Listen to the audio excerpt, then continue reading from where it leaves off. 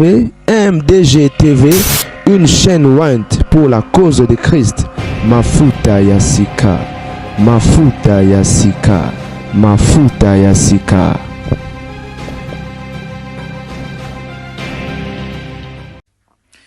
Et c'est la famille, certainement, vous avez très bien vendu le dossier, affaire Vali, la révélation de Robima, c'est Robima. On a vu sur le coup farotika biso na moni ba image nzo kande ndoki wa boma ki beni mukena suki mukena ami d'enfance massa ne penza bomwana les cœurs de l'homme est tortueux dit la Bible qui peut le connaître et mon kilibanga pe sambela ya Vali kande bozoka la mama solo les jeunes entrepreneurs un homme courageux compétent a gagné qui marché pour restaurer Stade des Martyrs. Je crois que mon qui na match auto polar, je crois que contre Sénégal sur la sanité. Oyo ba supporter ba buka ba kiti ba bebisi pelouse. Ya côté il dossier na ye net den kaka net ba congolais misusu pe o ba kotaki. Et a gagné marché ya kokoluka ko restaurer stade ba pelouse ba kiti wana lui étant entrepreneur a ebi to oyo to compagnie to nini oyo koko sala musala et tout ça ndenge ezalaka kaka. Alors étant un homme compétent a gagné le marché et azana grâce azana aura azape maele il maîtrise la langue nabiso nationale ya mboka les 4 langues. Et à part yango, aloba français bien, à part yango, aloba anglais bien. Alors, bekoko tindi batato kala kala, ou ba travailler na Mobutu, ou ba travailler na musée, ou ba travailler na les fils. Les ba travailler na Fachi. Ba oka keto kato moano ya muke à 32 ans. Et puis diaspora, et le bawa yambo, a wuti suki Afrique d'ici wapi biso to vandia. Il a reçu à 15 millions de dollars. Non, n'est que ça les mandingo on a été.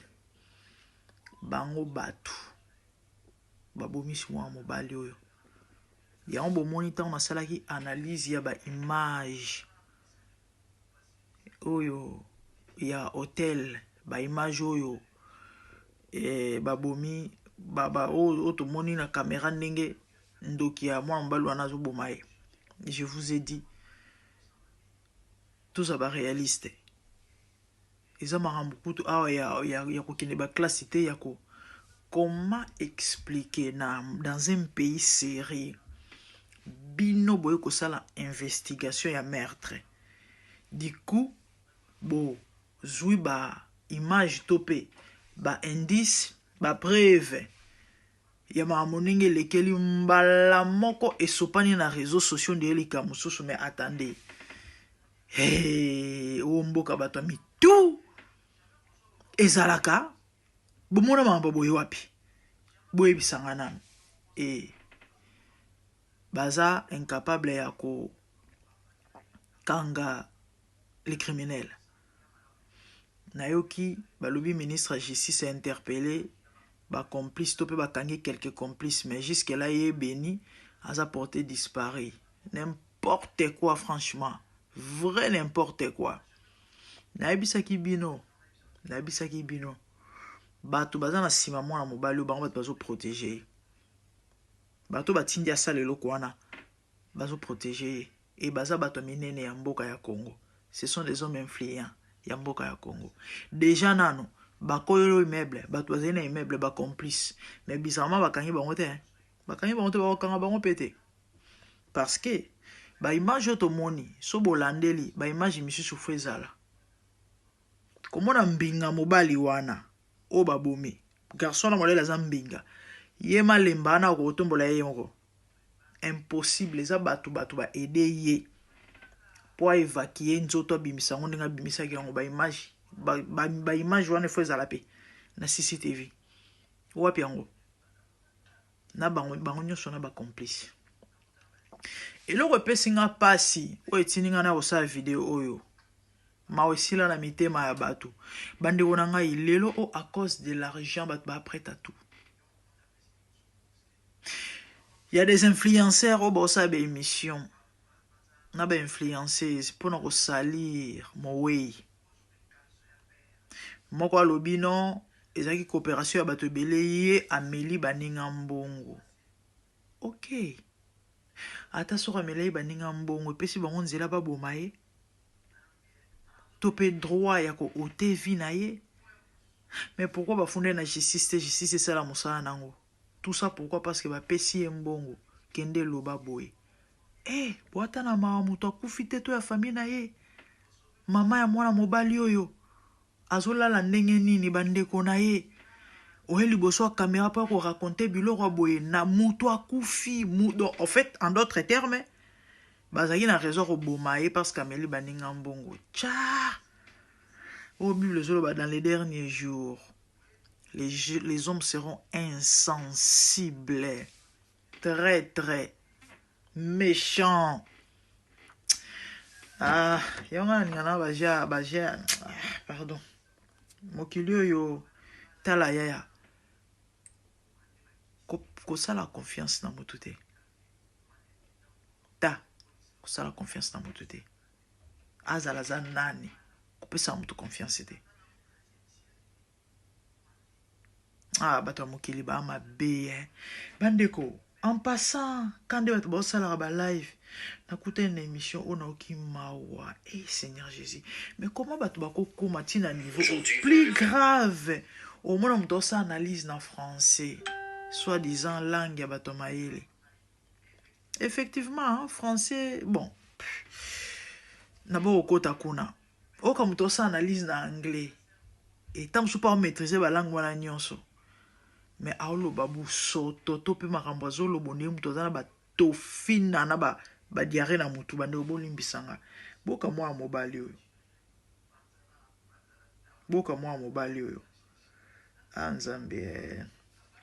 Ok passe hein. Donc c'est bien juste moqué hein. Ah non, les gens sont méchants. La deuxième des choses, c'est par rapport aux deux fois. Ça, c'est une réalité. Et nous le connaissons tous. À qui il y a beaucoup de jeunes aujourd'hui, vous les voyez avec des vestes, vous les voyez comme si ce sont de vrais hommes d'affaires, mais en réalité, on a Simon Ondimate. Vous voyez. Et ce genre de choses-là, c'est fréquent. C'est fréquent au Congo et c'est très triste. Moi, en tout cas, je prie Dieu, que Dieu fasse grâce, que nous puissions avoir de vrais hommes d'affaires qui réussissent réellement et dans la vérité, qui sont passés dans une étape de souffrance et qui sont arrivés aussi à devenir des vrais hommes d'affaires, des vrais chrétiens. Et bon, ça dépend de si vous êtes chrétien ou vous êtes musulman, mais que vous puissiez gagner votre vie dans la vérité. Et je pense que ces deux personnes, quand je regarde, ils ont quand même des tics des gens des fois. En tout cas, moi, je suis désolé, c'est mon avis. Mais je vois comme ça. Mais papa, ton avis, mouta koufi vraiment bilo yo moni yo lo bayangwana. Et puis autant un peu combat Dieu, mais aux ana mawatin, aux obeta to le tu es chrétien, mais un chrétien, ou azana moté maté, sans âme, sans mawa. Est-ce que, na analyse na yo, aux a besoin mentionnant, ok d'accord, même s'ils étaient les deux fois des, il avait raison de tuer son frère, ou encore son ami, ou encore son partenaire, il y a des fois des. Ah, obike, na habité mon kilo, tozo kende wapi, bandeko, mouto akoufi. Mission slogan justice pour lui. Justice pour Vali. Akoufi. Azaki quand même, moi na ya batu. Azaki quand même ndekwa moto, ya batu. Tata ya batu. Yo zo beta li solo à deux fois. Tu es sûr que si c'était ton frère, on go beta ma solo ana. Mon ami, yo beti li solo à deux fois. Si Vali était ton frère, on go beta ma ambwana. Qu'est-ce que ça a à voir? Même si ça a des fois des. Il faut pas boumailler. Pour ça des fois des. Et pour zomi benga chrétien, Bible lobby, hein. Yeso koufé la batoma be. Yeso koufé la batoma be. Ah, bande onanga. Ah. Na ota la lire monde kende Naomi Tuna dans 5 ans, qu'est-ce qui va se passer? Ouais, Naomi Tuna, qu'est-ce qui va se passer? Vous savez quoi? Tala. Bonzi melangai. Ata soko ndimanga te mena websoka la vérité. Yeso ozonga. Oui. Yeso ozonga. Mon comme sous ensemble là, plus ou moins 5 ans passés. Je crois que avant confinement, bien la période de confinement, on a après confinement, plus ou moins 5 ans passés. Dans une chambre, na oki ba benginga 3 fois. Ba episinga est-ce que ebike. Génération ko legate so zozonga. Effectivement parce que comment ba signe ya marambo ezo le kana mokila batona motema mabe. Ngonga.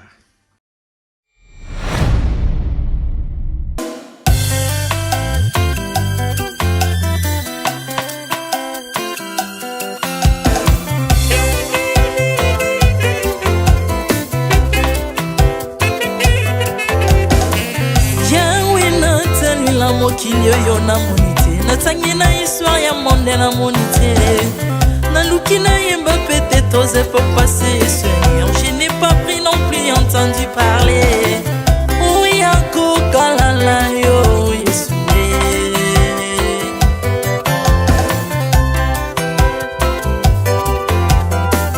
même na domaine ya sorcellerie nationale atana oyo ya international papa na yo kisangwa banzamba mokili yo mopota kufa se kwa lokola yo Yesu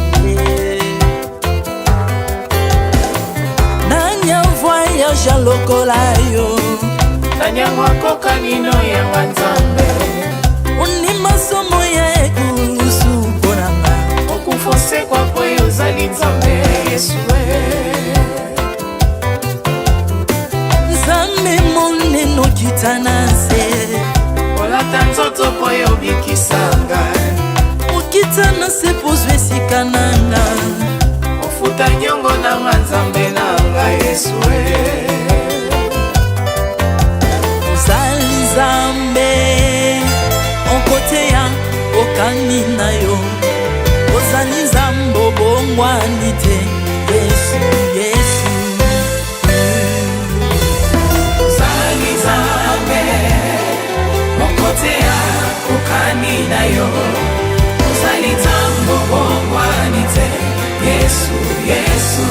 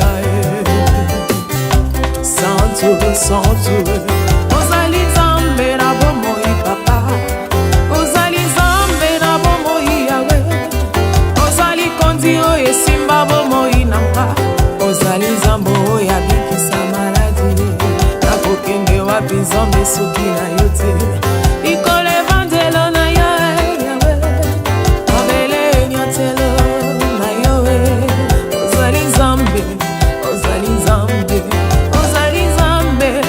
kote lokola yo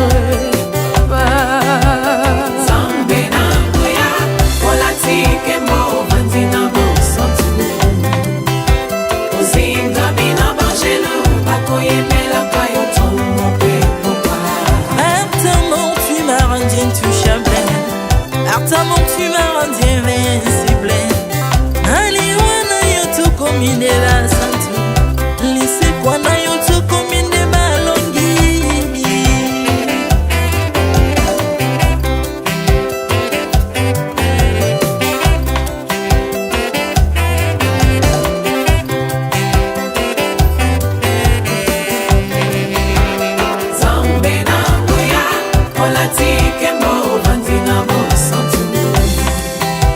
ozinga mina bangelo bakoyemelaka yo ntongo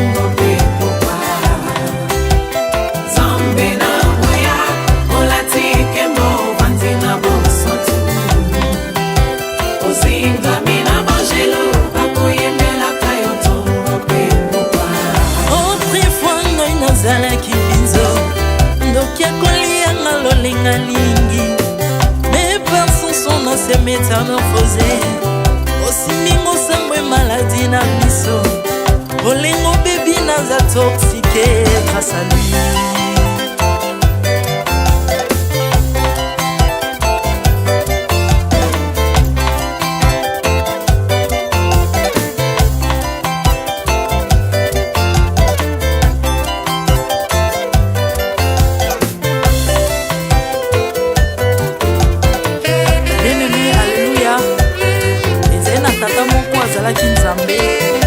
Tango akofi badepsine balobi keno akosekwa aponzamba bakristo basekwa alors po bafacilite lisekwa na ye bakunda ye mutu libanda po ntango akolamuka abimaki lingala moko mais comme nzambe na biso alinga kokambola gloire na moto te lobi nango na ntongo baya kokuta bangulu basepelisa mutu ya nzambe na bango yango bien aimé bato wana bakoma oyo biso toliaka ngulu te po milimo mabe ekotaka na ngulu so bino boliaka ngulu te po milimo mabe ekota na ngulu bomelaka mai te po milimo mabe ekotaka na mai yango tokumisa nzambe po akufa asekwa avandi na loboko ya tata mpona kointersede mpo na nga na yo jésus